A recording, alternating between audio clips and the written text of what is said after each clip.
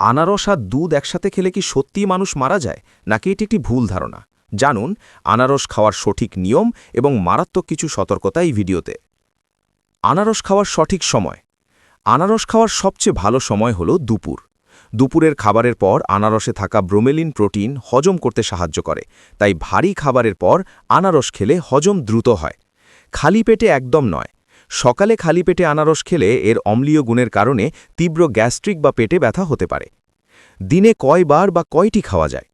একদিনে একজন সুস্থ মানুষের জন্য 2 থেকে 3টি মাঝারি স্লাইস প্রায় 100 থেকে 150 গ্রাম আনারস খাওয়াই যথেষ্ট। এর বেশি খেলে জিভ ঝিলে যাওয়া বা পেটের সমস্যা হতে পারে। আনারস খাওয়ার উপকারিতা। হজম শক্তি বাড়ায়।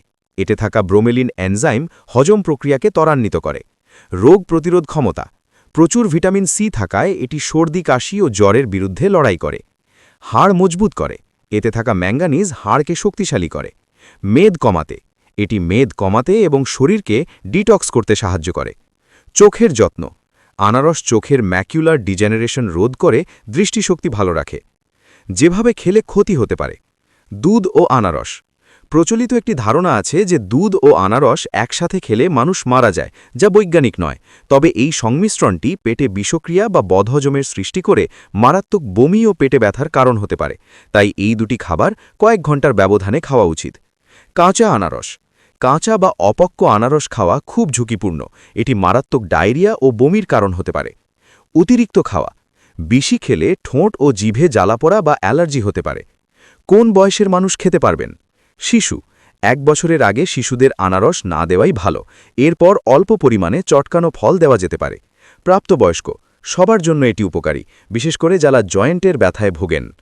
কোন ধরনের মানুষ খেতে পারবেন না? সতর্কতা। গর্ভাবস্থার প্রথম কয়েক মাস আনারস এড়িয়ে চলা উচিত, কারণ এর ব্রোমেলিন জরায়ুর মুখ নরম করে দিতে পারে, যা ঝুঁকির কারণ হতে পারে। কিডনি ও পিত্তথলিতে পাথর।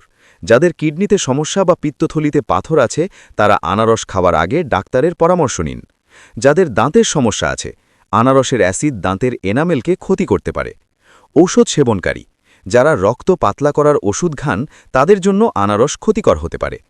আপনার ভিডিওর জন্য হুক লাইন।